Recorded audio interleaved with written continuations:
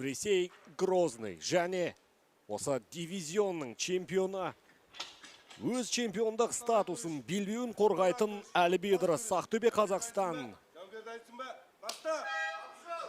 Аса тартысты жекпе-жектің куәсі боламыз. Бүгін бұл енді сөзсіз. Сағындық аға, сізге қояр бірінші сұрағым, енді жеңіл салмақ өкілдерін өзіңізде айтып өттіңіз, ұзақ қашықтыққа шабатын сәйгүліктер тәрізді мықты болып келеді. Жалпы Әліби Ыдырыстың осы бір ерекшелігі, Джохар Ескеевтің де қандай бір ерекшеліктері өзіңіз байқайсыз сырттан? Енді екеуі де мықты, лайықты NFC найза белбеуіне менің бойымша бұл 5 раунд бәрі өтіп шығу керек. Енді бәрі Алланың қолауында. Әлібидің қолы да, аяғы да, күресі де жақсы. Қолы, аяғы, күресі де жақсы. Енді бұл жерге екеуін бөле алмаймын.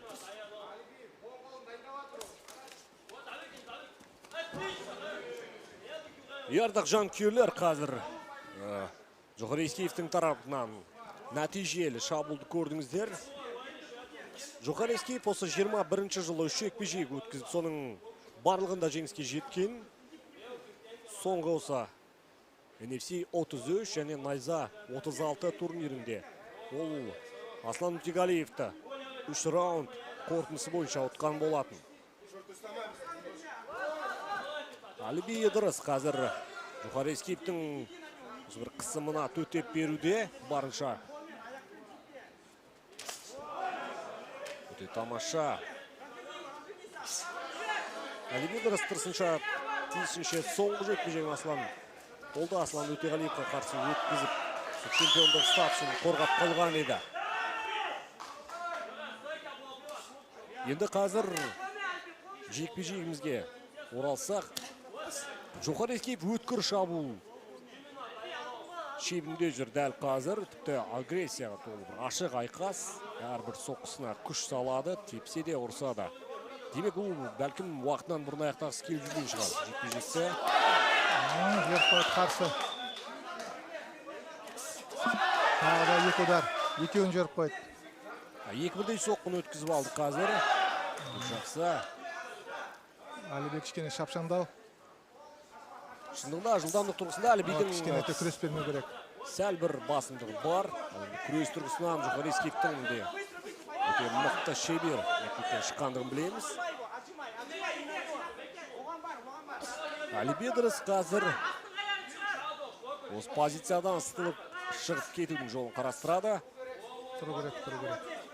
Джохар Ескеев қапталға қарай ойысты. Қарсыласының қапталына қарай ойысы өзі бақылауының жағдайын жақсартып алмақ.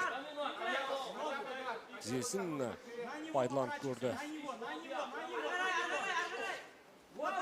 Бұл 5 раундқа жоспарланған айқас, титулды чемпиондық жекпе-жек, сондықтан жігіттер бойындағы күш қуатын барынша 5 раундқа теңдей бөліп үнемдеуге тырысады.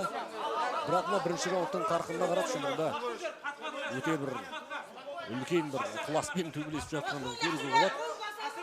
Джохар Ескеевтің басты қаруы не деп ойлайсыз?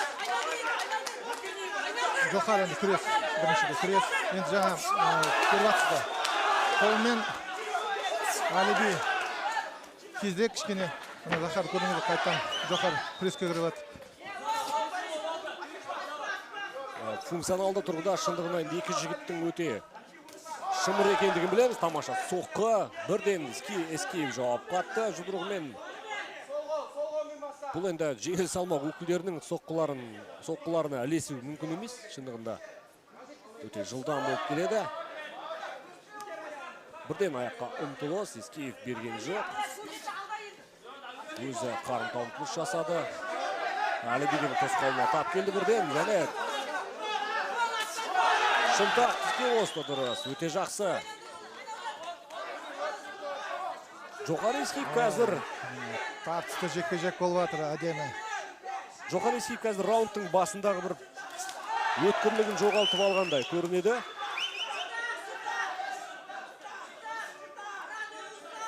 мындай жекпе-жек шаршатат адамды, шаршатат. Түсүнө керек, мына жерде күрес, кол, аяк азыр өзүңүз көрүп атсыз го. Өте тамаша! Және жекпе-жек аяқталды! Ардақты жанкүйерлер!